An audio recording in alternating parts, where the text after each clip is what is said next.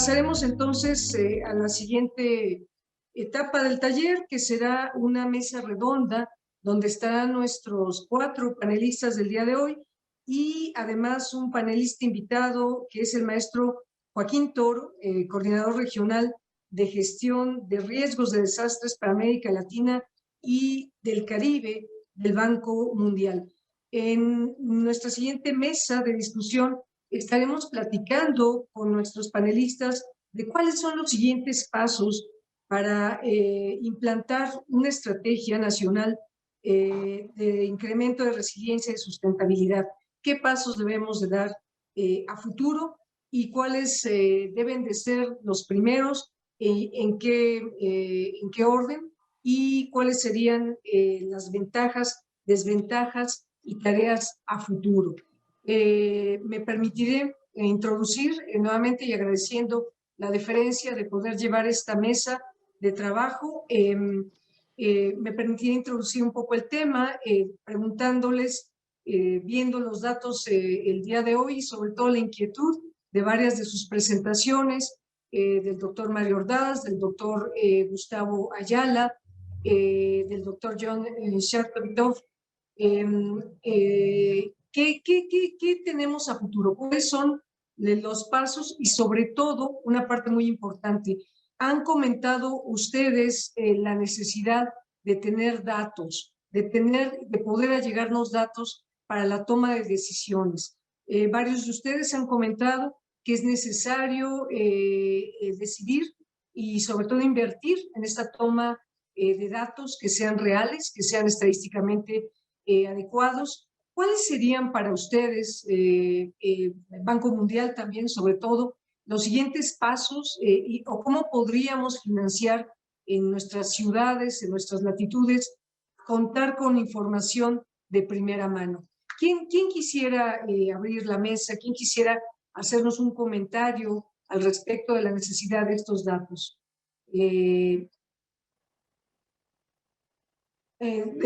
Maestro Joaquín, por favor, bienvenido además.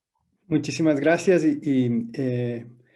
primero agradecer la invitación y poder conversar con todos ustedes, las presentaciones de todos los maestros y doctores, fantástica. Quiero disculpar un poco a Fernando que no puede quedarse despierto hasta tan tarde, entonces yo voy a tratar de llenar el espacio que le ha dejado. Pero creo que un punto importante, Gabriela, mencionar es que, como hemos escuchado con Mario, John y el doctor, es que ya vemos que hay mucha información. Y a tu pregunta, creo que el primer paso es tener una decisión política de qué queremos hacer. La parte técnica, yo creo que en su gran mayoría, tal vez, no sé, 80, 90% ya está resuelta. Sabemos qué es lo que tenemos que hacer, sabemos dónde tenemos que hacer. El tema es comenzar a hacer. Y creo que ahí es un punto muy importante porque hoy día vemos que los desastres van a ocurrir, no sabemos cuándo, pero van a estar ahí. Y creo que el primer paso es este, ¿no? Uno de los primeros pasos es tener claro cuál es la información que tenemos en los países, cuál es la información que no tenemos para completar ese gap y poder hacer justamente esos análisis de priorización que muy bien se presentaron hoy día. El ejemplo de British Columbia es claro, ¿no? Ha habido una decisión, vamos a invertir recursos y vamos a tener más recursos para completar, digamos, todo ese programa. Creo que hoy en México estamos muy cerca de tener ese programa. Creo que hay que estructurarlo un poco más, ver esos gaps y básicamente creo que todo lo que hemos visto en estos 3 días estamos ahí, ¿no? Yo siento que hay que dar un solo empujoncito para seguir adelante. Muchísimas gracias, doctor del Toro. No sé, doctor Gustavo, si nos quiera hacer algún comentario también respecto a este tema. Ciertamente, en lo que yo me permití presentar, es evidente que tuvimos que recurrir a datos que no son indudablemente para escuelas y son datos que se han generado en otros entornos. Yo creo que la virtud de todos estos métodos que pueden llegarnos a garantizar la resiliencia ante desastres de una construcción, particularmente una escolar, van a depender de los datos con los que contemos.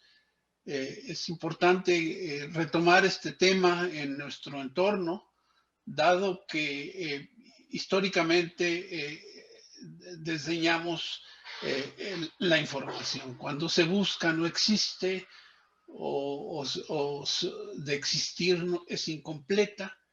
Y creo que la bondad de todo lo que podamos hacer en el ámbito académico y de investigación para hacer realidad lo que intentamos con nuestros métodos y formulaciones depende grandemente de los datos. Eso es mi opinión al respecto y a lo que ocurre en México particularmente. Muchísimas gracias, doctor Gustavo Ayala. También preguntan mucho y trataré de estructurar las preguntas de nuestro público. Les ha llamado mucho la atención el cómo asegurar inversiones eficientes, resilientes con nuestras escuelas, que en algunos territorios pues, ya tienen más de 50, 60 años. ¿Cómo podemos enfocar, preguntan, y asegurar a través de recursos como el del Banco Mundial que tengamos esta política de eficiencia resiliente en nuestras escuelas? ¿Hay metodología? ¿Hay una manera de acercarnos a esto? Doctor John Shertovitov, si quisiera usted comentarnos al respecto.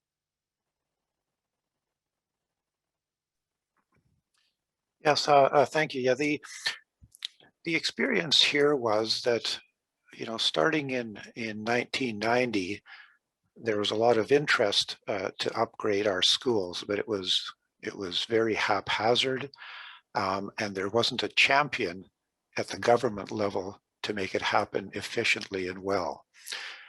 What happened between 1990 and 2015, there was a groundswell from the community, from the parents, from the teachers, and it was really their initiative that, speaking to government, almost demanding that schools that house our future, our children, that our future to upgrade these high-risk schools. And then the government, the Ministry of Education, as the champion, took the lead and got approval from the government of BC to set aside so many dollars per year to prepare that program and implement the program. So it took initiative from the community that really wanted this desire. It took a champion from within the government to say we need to allocate some money out of our provincial budget for schools to reduce the life safety risk for our vulnerable children.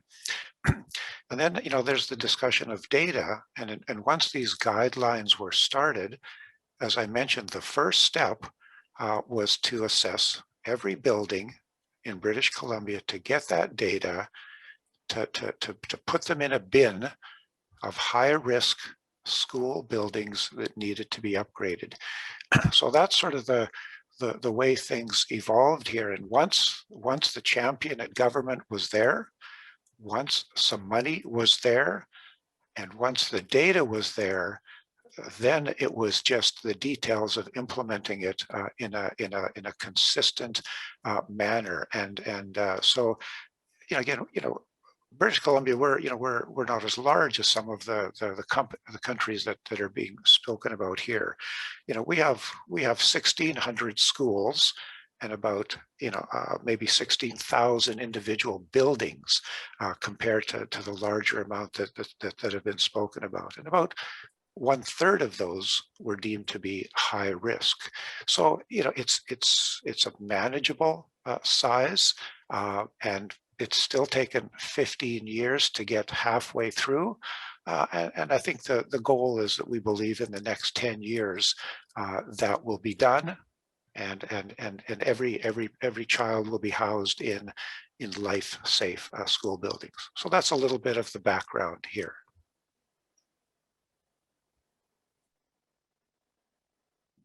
Gracias, doctor John.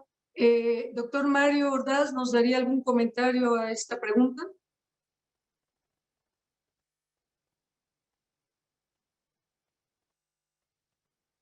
Doctor Mario, su micrófono.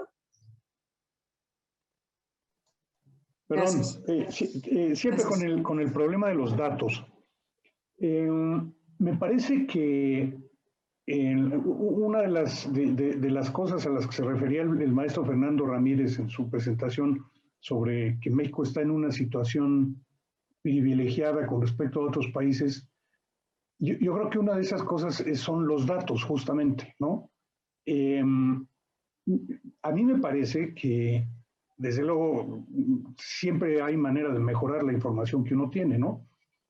Pero hace menos de 10 años, y dentro de un proyecto bastante grande de levantamiento de toda la infraestructura federal de México, el Fonden hizo unas bases de datos. Bueno, en realidad las hizo el Instituto de Ingeniería con un proyecto financiado con el Fonden, que incluyen pues la gran parte de la infraestructura federal y desde luego todas las escuelas que había, digamos, en 2010 en México. Seguramente no son todas, pero eran 150,000. O sea que si no son todas, pues son muchas. Y esa información fue analizada por el Instituto de Ingeniería, clasificada.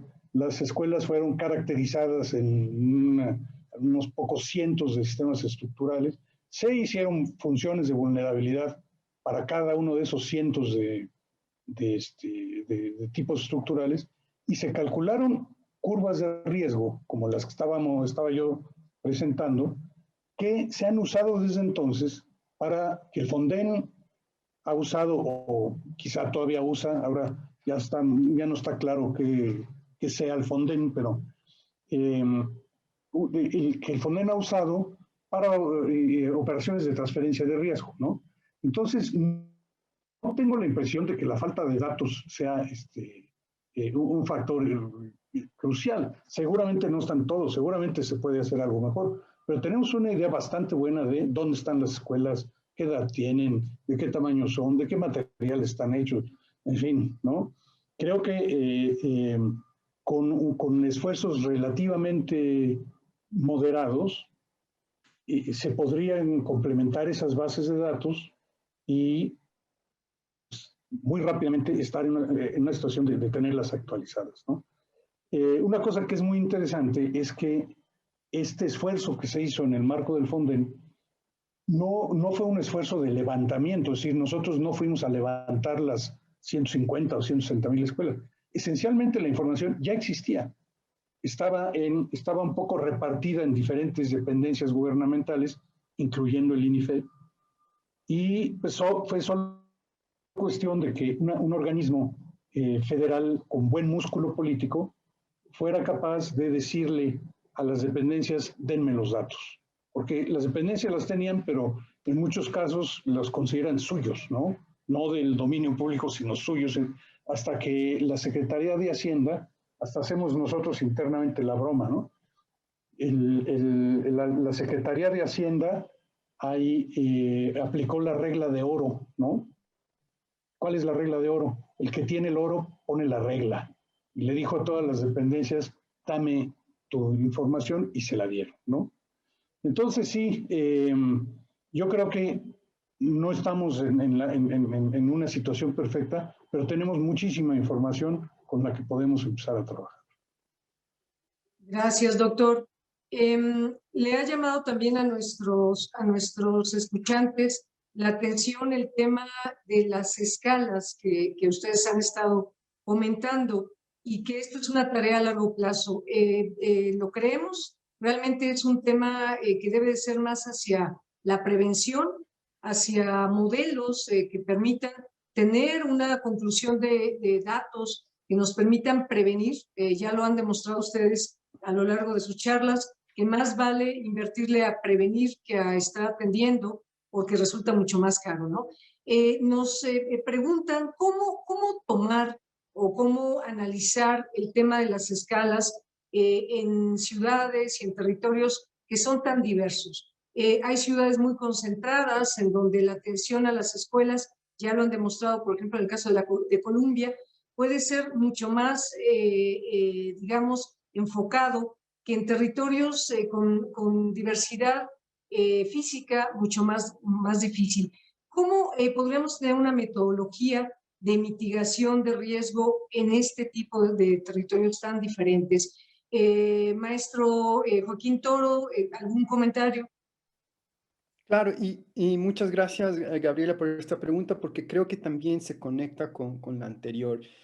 Y creo que en ese sentido, lo que me gustaría decir es que, como decía Mario, la información está ahí, como decía Gustavo, también hay falta de información, pero digamos, yo creo que como estábamos hablando, hay la información necesaria para comenzar, ¿no?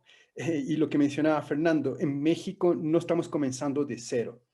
En ese sentido, creo que es muy importante poder sistematizar lo que existe, ¿no? Hoy tenemos que saber qué es lo que existe en el país a nivel federal, estadual y municipal. ¿Por qué? Porque las escuelas tienen diferentes eh, em, em, administradores, ¿no? Tenemos escuelas federales, tenemos escuelas estaduales y tenemos municipales, pero digamos, para hacer un programa integral tenemos que integrar estas tres líneas de administración.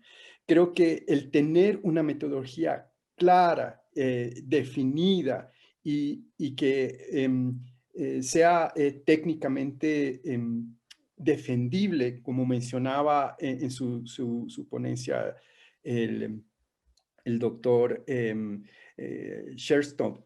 Es súper importante y creo que la experiencia que tenemos como banco con el programa de escuelas seguras puede proponer y tener eso. ¿Por qué? Porque justamente es un programa que va a demorarse años, sino décadas, ¿no? Porque justamente en México, para dar, digamos, el ejemplo específico, tenemos áreas donde tenemos zonas de liquificación, tenemos infraestructura que son antiguas, tenemos infraestructura que son más modernas, pero tal vez más riesgosas que las antiguas. Hay una variedad, digamos, de tipologías de infraestructura escolar, inclusive casas adaptadas a escuelas, ¿no? No son necesariamente infraestructura hecha para la escuela. Pero, sin embargo, digamos, hay mucha información respecto a al comportamiento, digamos, de cada una de estas infraestructuras, como Mario lo mostraba. Obviamente, yo creo que en países en desarrollo no se puede tener, digamos, las mesas que mostraba John. Sin embargo, creo que hay mucho que ya se ha hecho en América Latina y específicamente en México que nos permitiría tomar decisiones con información de riesgo. Creo que el tema es poder tener un sistema, un programa que perdure en el tiempo, ¿no? Porque lamentablemente los recursos son limitados y tenemos que comenzar por una priorización, como mencionaba Mario en un principio. ¿Y cuál es esa priorización? Y creo que las metodologías que hemos venido trabajando nos permiten poder poner en marcha un programa. Gracias, doctor del Toro. Nos preguntan también cuáles han estado ustedes comentando, y creo que un dato muy importante, y un instrumento y herramienta muy importante son los atlas de riesgos que elaboran los gobiernos de las ciudades. En este caso también hay una inquietud referente a cuántos recursos, doctor Gustavo Ayala, estarán destinados o si habrá manera de saber qué tipo de recursos para obras nuevas, para obras de restauración escolar o de planteles nuevos por parte de las ciudades. ¿Habrá una metodología? ¿Habrá una necesidad de fuente de datos? ¿Habrá necesidad también de establecer canales comunicantes con los gobiernos locales para saber estos recursos y orientar también al tema preventivo? Bueno, ciertamente para las actividades a las que yo me dedico, pues no necesariamente tenemos abundancia de recursos. Creo que el problema es básicamente que somos muchos con muchos problemas para muy poco dinero. Afortunadamente, en el contexto de nuestro instituto, tenemos la posibilidad de hacer este tipo de trabajos, este tipo de desarrollos que pueden beneficiar básicamente la evaluación y el diseño de nuestras escuelas por el financiamiento propio que nos da la universidad. Esto ciertamente sigue siendo un problema grave en México y creo que pronto podamos tener un entorno diferente que nos permita tener los recursos para materializar todos estos desarrollos que se quedan en papel o en documentos electrónicos que se observan y se usan dentro del entorno académico y no llegan nunca al ejercicio real de la práctica de la ingeniería estructural en beneficio de la seguridad y el bienestar de nuestra seguridad de nuestras escuelas y en el bienestar de sus usuarios. Eso es, creo, lo que puedo decir al respecto. Muchas gracias, doctor Gustavo Ayala. En las presentaciones comentaban ustedes el tema básicamente de las pérdidas futuras, de cómo estimar estas pérdidas en algún evento al que esté sujeto un entorno urbano. En particular, doctor Mario Ordaz, nos comentan cómo podemos estimar actualmente o a valor actual estos costos de pérdidas futuras en una ciudad o en un lugar como la Ciudad de México, que está sujeto, en un país que está sujeto a constantes eventos sísmicos, no solamente eso, sino también ya eventos socioculturales que pueden generar desastres y pérdidas. ¿Hay alguna manera de hacer esta estimación a valor presente, sobre todo en un momento coyuntural políticamente importante para que los nuevos tomadores de decisiones lo consideren como parte de un gasto público? ¿Habría una metodología? Sí, sí, claro. Y los métodos para estimar las pérdidas futuras se empezaron a desarrollar en el mundo, digamos, a mediados de los años 80 del siglo pasado. O sea, ya estamos por cumplir 40 años con métodos para hacer estas estimaciones. Nuestro país no llegó muy tarde a esas actividades. El modelo de estimación de pérdidas futuras para la Ciudad de México se construyó más o menos en 1993. O sea que nosotros en México tenemos una experiencia de 30 años en el desarrollo de estos modelos. El principal usuario de estos modelos ha sido la industria aseguradora, tanto el sector público como el sector privado. La Comisión Nacional de Seguros y Fianzas usa desde 1998 modelos de este estilo para regular la solvencia de la industria aseguradora en México. En general, el gobierno ha tenido poco interés en estos modelos, con la excepción de una época digamos, de funcionarios del Fonden y de la Secretaría de Hacienda muy interesados en estos temas, ¿no? Fue la época en que el Instituto de Ingeniería desarrolló para el Fonden un modelo que el Fonden en teoría sigue operando, que permite hacer justamente estas estimaciones. Entonces, el gobierno de México, en teoría, tiene un instrumento público, técnico, que le permite hacer estas estimaciones. Y las estimaciones se hacen desde, digamos, pueden hacerse en varias vertientes. Una de ellas es estimar las pérdidas que ocurrirían en eventos definidos. Por ejemplo, ¿cuáles serían las pérdidas en Acapulco si ocurriera un temblor de magnitud 8.4 ahí abajo de Acapulco? Eso se puede hacer, los modelos están preparados para eso. O también están preparados para calcular curvas como las que mostré yo, que son un poco más técnicas, que nos dicen cuál es la probabilidad o cuál es la frecuencia con que diferentes valores de pérdidas se irán excediendo en el futuro, ¿no? Entonces yo creo que por el lado técnico estamos bien preparados. La industria, el sector privado usa estos modelos constantemente para tomar decisiones. El sector público los ha usado también con intensidades diferentes, pero la tecnología existe y la información quizá ya no está completamente actualizada, pero en buena medida existe. Entonces, estas estimaciones se pueden hacer. Muchas gracias, doctor. Creo que maestro Joaquín Toro, ¿quería usted comentar algo al respecto también? No, pero bueno, tal vez simplemente decir que hay una complementariedad, ¿no? entre estas cosas. Cuando Mario habla sobre el tema de las pérdidas a futuro y lo que podemos hacer hoy, ¿no? Muy bien, él decía,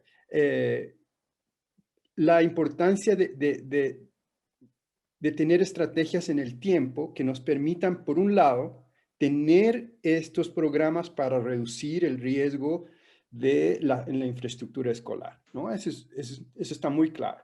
Pero por otro, ¿cómo nos aseguramos que si el desastre llega mañana, tenemos los recursos suficientes para poder responder a ese desastre de una manera sistematizada también, ¿no? Entonces, creo que es muy importante tener una visión completa, digamos, de lo que vamos a hacer. Sabemos que hay un riesgo existente que tenemos que reducir. Eso es la foto que tenemos hoy, ¿no? De la infraestructura escolar existente hoy. Dos, lo que mencionabas tú también, Gabriel, hace un momento, cómo podemos evitar la construcción del riesgo.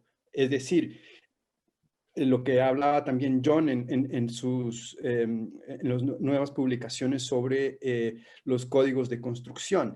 Y no solamente son los códigos de construcción, sino es cómo reforzamos y hacemos cumplir esos códigos de construcción.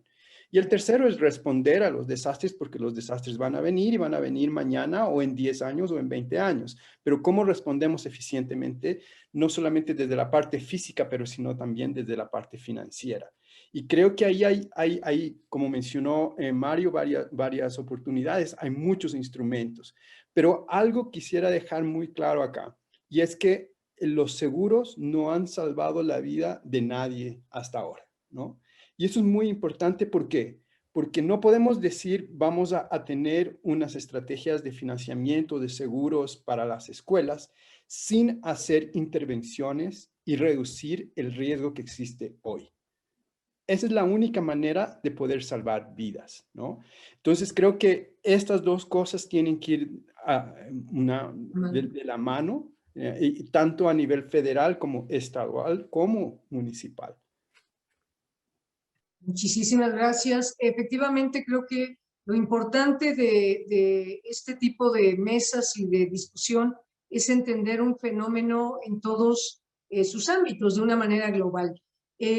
Llamó mucho la atención también el tema, doctor John Chertovitov, el tema de cómo creo que también quería tomar la palabra y nada más complemento el tema de los códigos de construcción que vimos en el caso de Colombia. Si nos puede usted hacer más complemento de esta información, gracias.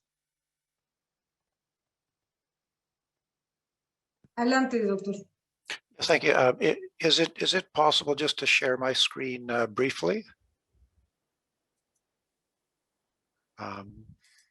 Por favor, adelante.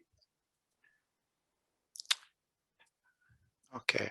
I just, there was discussion about planning, and in Canada, this government agency, NRCan, does earthquake planning scenarios for provinces or for cities to help them, just to convey the message to the public and to assist them in planning. And you can see this right now for the megathrust earthquake in BC, the number of estimated buildings to being destroyed, fatalities, the impact on the economy, and the number of people displaced where temporary housing would be necessary. So this is a tool. It's just an information tool. But in British Columbia, as I mentioned, the government now is moving towards an existing buildings code to try and improve this. So every building that is upgraded, this number will come down, and this number will come down, and this number will come down, and this number will come down. We're also looking at the national level, we're looking to enhance our building code to improve the performance of new buildings from just a life safety performance to a level that we can have no repairs required for a certain level. So that in our National Building Code 2020, for hospitals, we'll have them to be undamaged for a 1 in 1,000 level earthquake, and for schools to be undamaged in a 1 in 475.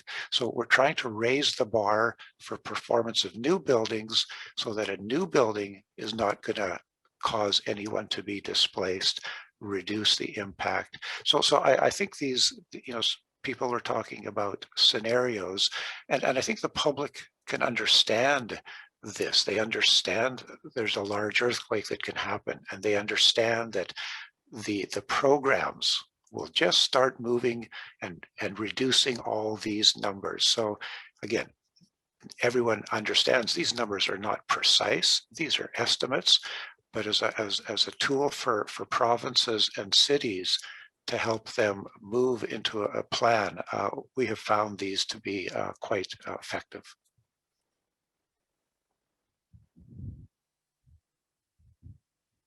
Muchísimas gracias, doctor John. Efectivamente, nos estaban, seguramente más adelante haré el comentario respecto al tema de plusvalías, pero bueno, también nos preguntan de sus charlas el tema de cómo introducir nuevos conceptos de utilización de materiales sustentables, sostenibles, cómo generar espacios amplios y cambios que son necesarios ahora o serán necesarios para una nueva sociedad que tiene que ver con temas de atención de la pandemia. La pandemia también como un elemento que a futuro será visto como un aspecto que tenga que sumarse a la resiliencia naturalmente de las escuelas. Esto implicará otro enfoque, hará más cara la construcción, o es un momento de hacer un alto en el camino y de buscar esto como un reto y una oportunidad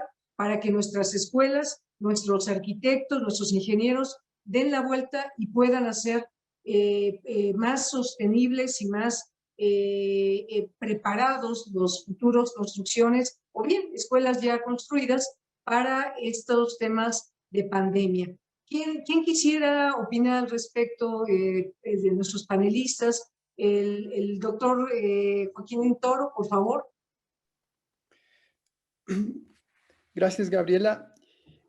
Creo que es muy importante entender por qué hacemos todas estas cosas, ¿no?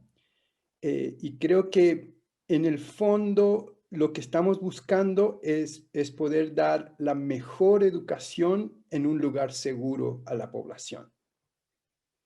Y si ese es, digamos, el objetivo mayor, el tener una infraestructura segura es una parte de todo eso, ¿no? Entonces, creo que hoy vemos claramente que el tema de las pandemias es un tema que tenemos que incorporarlo como parte, digamos, de la estrategia.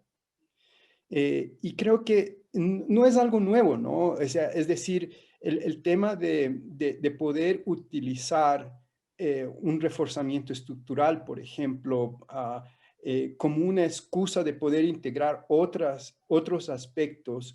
El caso de Kirguís, que lo presentó Karina y Fernando también, se unieron al tema de una energía más eficiente se mejoró la calidad, digamos, de la educación porque los chicos en las escuelas estaban calientitos, ¿no? Es decir, estaban cómodos, estaban en una situación de poder aprender. Y en ese sentido creo que obviamente va a necesitar algunas acciones técnicas para saber qué es lo que se debe, cómo se debe hacer, acciones funcionales, digamos, al respecto de cómo incorporar este nuevo tipo de cosas que en algún momento ya existían, pero hay que hacerlas valer, ¿no? Es decir, por ejemplo, ejemplos súper simples, baños para niños de primero o segundo grado, donde el lavamanos está acá arriba. Eso no tiene sentido, ¿no? Y eso sí se puede mejorar. Y creo que lo importante, digamos, un poco recalcar esta iniciativa de escuelas seguras. La base de todo esto no es solamente la infraestructura, pero sino es cuál es la estrategia por atrás de la Secretaría de Educación, en este caso, por ejemplo, de poder brindar, digamos, esta educación a la calidad de educación, a eso voy, ¿no? ¿Cuál es esa estrategia? Entonces creo que a partir de ahí podemos físicamente tener intervenciones que nos permitan, por un lado, mejorar la seguridad, pero también la funcionalidad de la escuela. No podemos hacer una cosa ahora, esperar que venga alguien que diga, no, tenemos que hacer lo otro. Eso va a ser mucho más caro en vez de tener acciones integrales.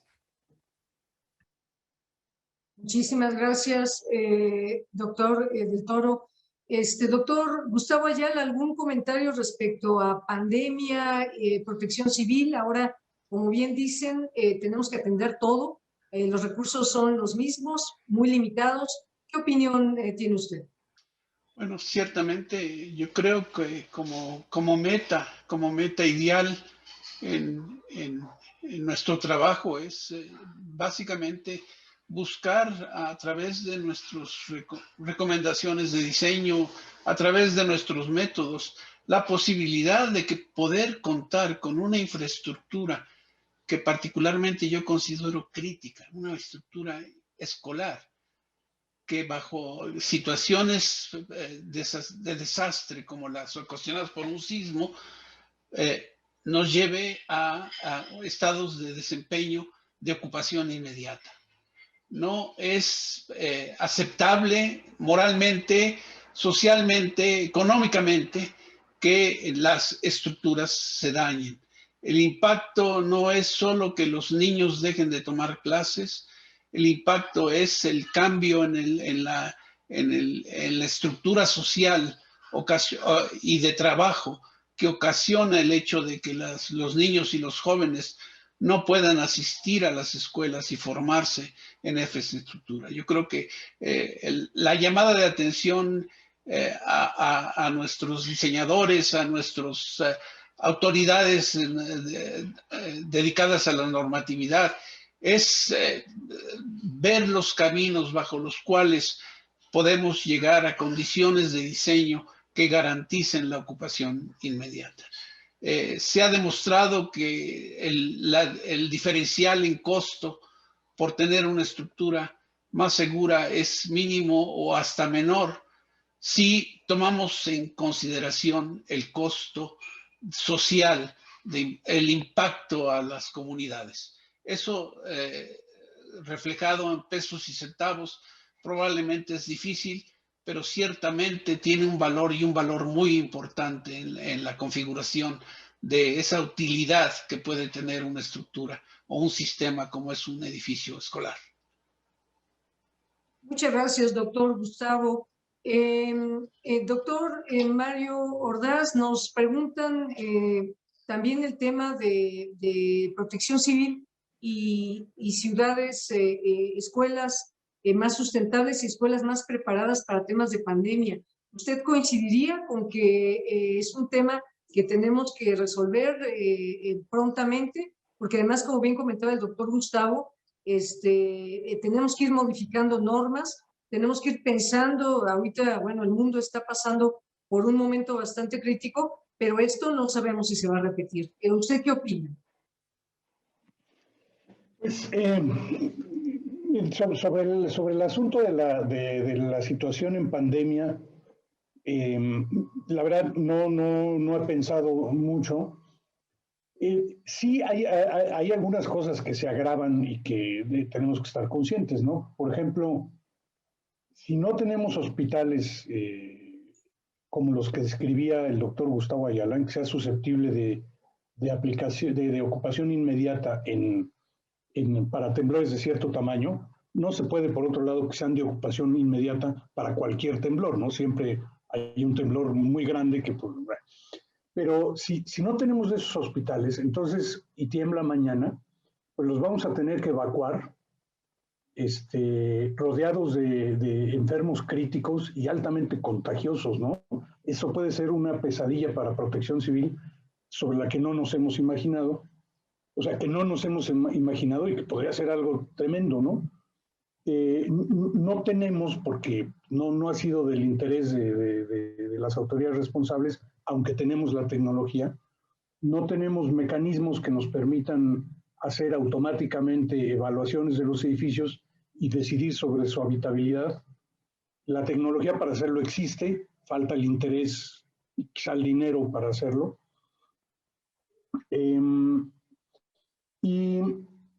Pero otro asunto que yo creo que también deberíamos tomar en cuenta es que o sea, tenemos pocas, no son muchas las herramientas que tenemos para reducir los riesgos y entonces hay que aplicarlas con mucha energía, ¿no? Una de las mejores que tenemos es la normatividad, ¿no? Correcto. Yo pienso que en México no tengamos malas normas, no pienso que tengamos malas normas, tenemos normas antiguas, pero yo creo que no son malas normas. Lo que tenemos es un sistema muy deficiente para que las normas sean observadas, ¿no?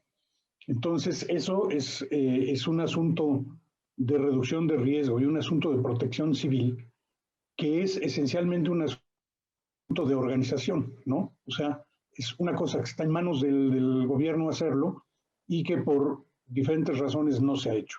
Eso ha impedido muchísimo que pues las normas se apliquen como se deben aplicar y que tengamos estructuras mejores o sea, que tengamos estructuras que se parezcan a lo que dicen las normas que deberían parecerse, ¿no? Esa es una tarea pendiente que tenemos, un esfuerzo adicional del gobierno para que las normas se respeten, ¿no? Y el otro asunto que creo que también espero que quede claro, que haya quedado claro entre el auditorio, es que el asunto de decidir cuánto invertir, cómo hacer los refuerzos, etcétera, es un asunto muy técnico, ¿no? Es decir, hay muchas cosas que están en juego y no me parece que sean actividades que puedan emprenderse por la vía de repartirle dinero a los operadores de las escuelas y que cada quien pues haga los refuerzos o las mejoras que considere prudentes. Este es un esfuerzo que tiene que planearse con mucho cuidado, so pena de desperdiciar el dinero, ¿no? Pero me parece que con todo lo que se ha visto hoy, sí debería quedar claro que es un asunto en el que nos conviene meterle toda la ciencia, toda la técnica que podamos, ¿no? Dentro de las limitaciones administrativas, y que las soluciones rápidas, las soluciones de corto plazo, seguramente nos van a llevar a desperdiciar el dinero. Muchas gracias, doctor. Me quedo también con el pensamiento de lo que comentaba el doctor Joaquín Toro respecto a que el fin último de todo esto es que haya educación de calidad en nuestras escuelas, con calidad y con seguridad, ¿no? Que son dos elementos que van de la mano y que necesariamente tendremos que atender en los próximos años. Otro factor que comentaban en nuestro público es respecto a si tenemos que acercarnos más a las universidades y me quedo también con el comentario del doctor Mario Ordaz de que esto es muy técnico. Si ya estamos preparando futuras generaciones para que puedan ser los visores, revisores, capacitadores de la resiliencia educativa.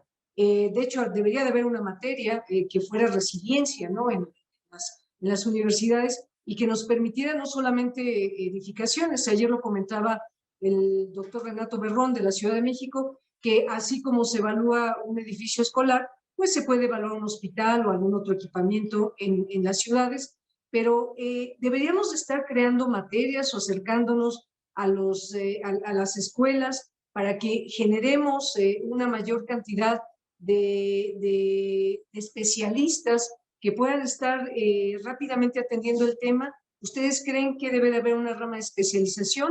¿Cuál sería su opinión? ¿Quién quiere dar alguna opinión? Maestro del Toro.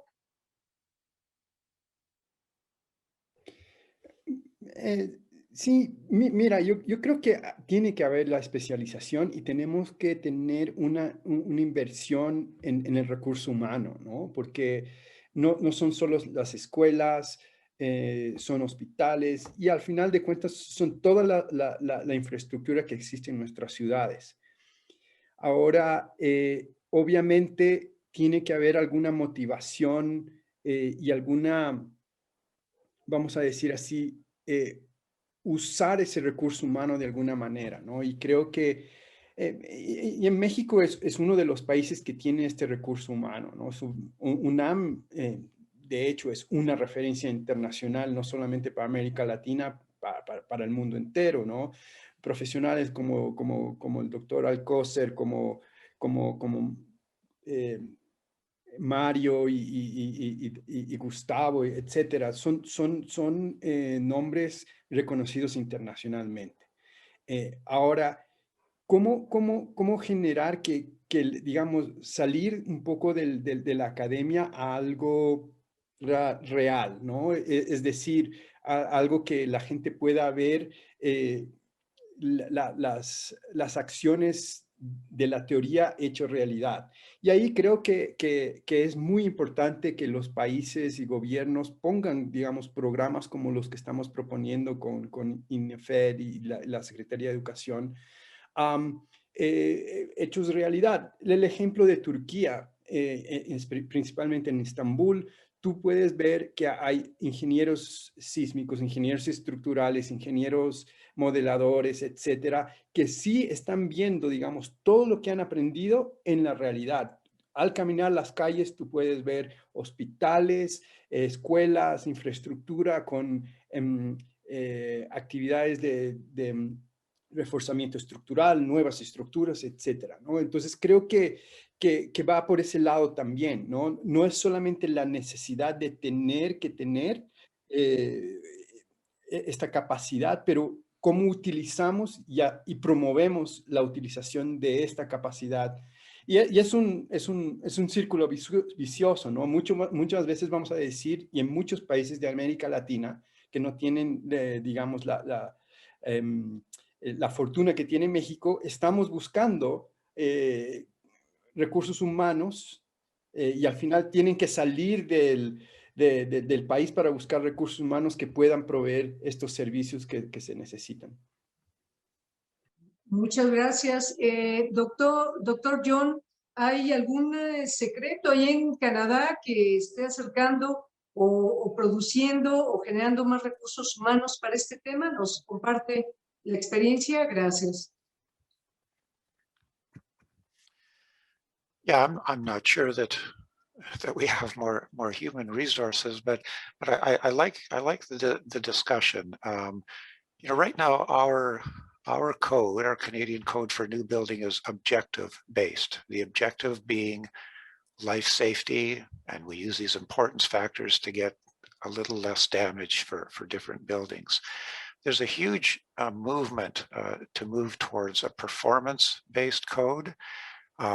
Right now, I'm sure in Canada, if the public believes that a new building designed by code is earthquake proof, because there's no messaging being given to them that that's not the fact. Life safety is much different than earthquake proof.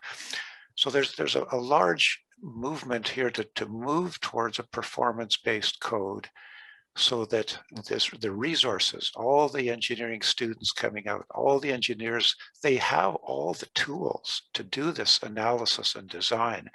And we want to find a way to convey to the public or a new owner that wants to build a new building, that if they want the performance of undamaged or low damage for this level of earthquake, they can get it with some confidence based on a set of tools and design procedures that the community does consistently. Right now, it's a code and a perception by the public that I believe is perhaps not correct.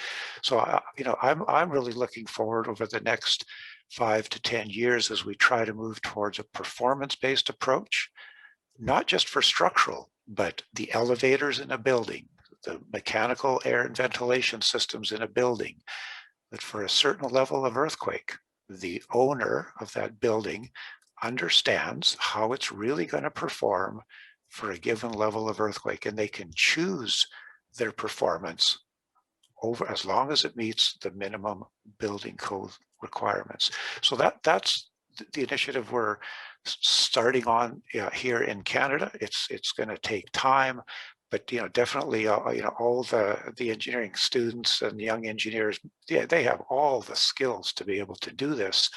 We need that policy. I know in Canada, we need that national or provincial policy to be able to implement that and make it tangible to the public.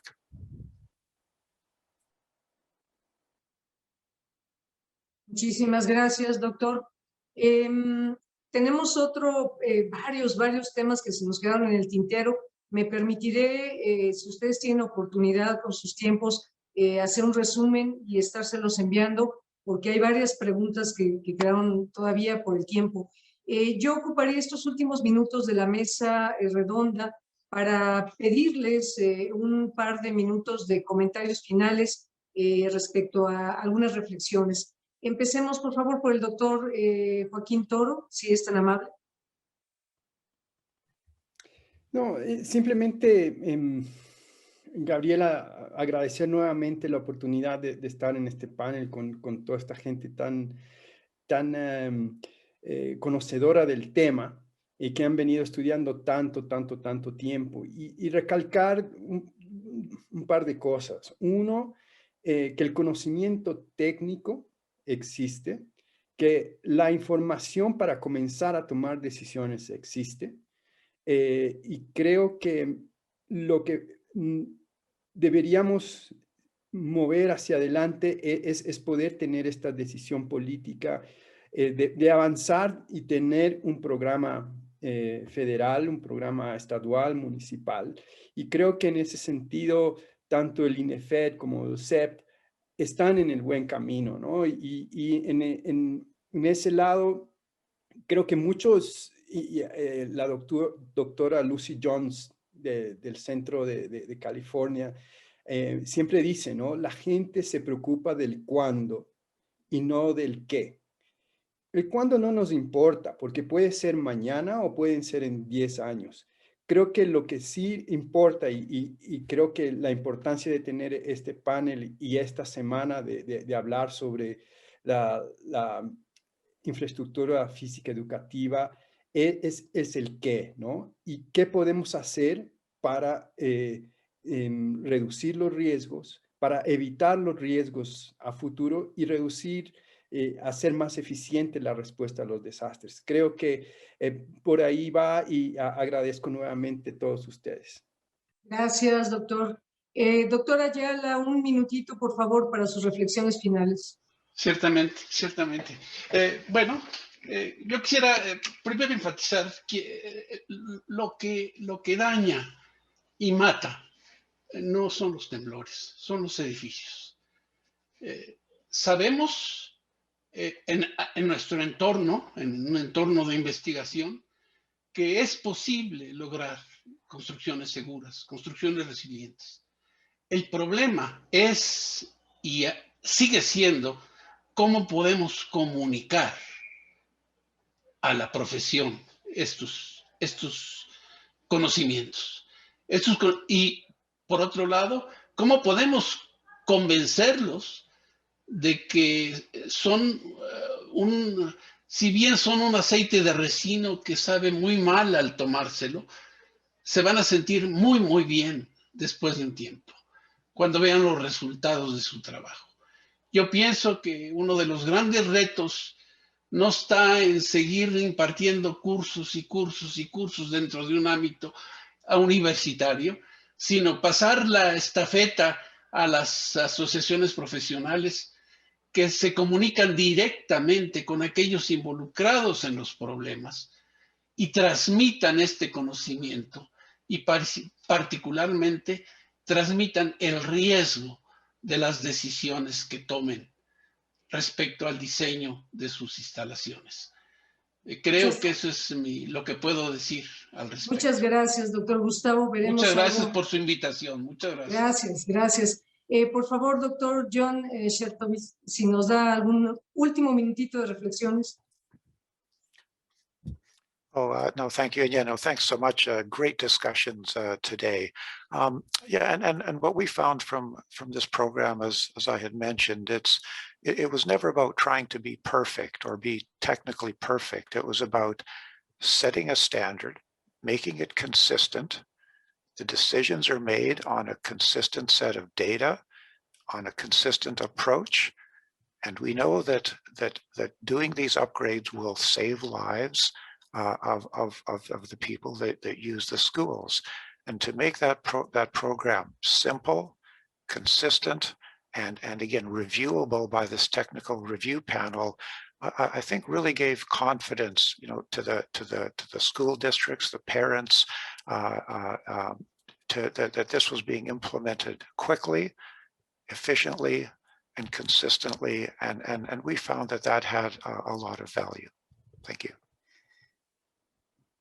Gracias, doctor. Finalmente, doctor Mario Ordaz, unas reflexiones finales, si es tan amable. Bueno, muchas gracias, Gabriela. También termino agradeciendo a usted, al doctor Alcocer, la invitación a este evento. Pues yo quizá diría como reflexión final que, digamos, vivir en una ciudad o en un país que está sometido a eventos naturales que puedan convertirse en catástrofes, pues no es que sea bueno, pero es inevitable, ¿no? O sea, no lo podemos evitar. Por otro lado, casi todos los países tienen este problema de una manera o de otra, así que tampoco es que seamos los únicos que sufrimos. Y de tal manera que no es una tragedia irremediable, digamos, ¿no? Hay cosas que podemos hacer. Bueno, para empezar, vemos en muchas partes del mundo ejemplos de éxito en la defensa contra los eventos naturales. Vimos hoy el caso de British Columbia, que es una cosa muy interesante. Hemos visto el caso de Perú, que presentó brevemente Fernando. Tenemos el caso general paradigmático de Japón, ¿no? De cómo se ha logrado una reducción impresionante en las pérdidas humanas y materiales durante los temblores en el lapso de 100 años, digamos, ¿no? Entonces, no es una tragedia irremediable. Necesitamos dos cosas. Necesitamos técnica y me parece que en ese aspecto en México no estamos tan mal, o sea, tenemos, quizá no en cantidad suficiente, pero tenemos recursos humanos competentes que pueden llevar a cabo esta tarea. Pero sobre todo creo que el otro ingrediente es organización, ¿no? O sea, necesitamos que estos esfuerzos técnicos, como hemos visto en el caso de otros países, de British Columbia también, necesitamos que estos países sean, que estos esfuerzos sean organizados generalmente por el gobierno, ¿no? O sea, el gobierno tiene que ser el centro de una organización muy disciplinada y muy comprometida para poder llevar a cabo estos proyectos. Muchísimo. Que esto se genere espontáneamente entre la población, el gobierno tiene que encabezarlo. Entonces, yo creo que en el ámbito de protección civil y defensa contra las catástrofes, sí hay unas tareas pendientes del gobierno, o sea, es que el gobierno está un poco en deuda, porque él es el único que puede encabezar. Terminaría yo ahí mi reflexión. Gracias, doctor Ordaz. Muy interesantes comentarios y gracias a todos por su participación en esta mesa de discusión muy interesante. Estaríamos terminando a tiempo y gracias a todos por el tiempo, por su atención a él.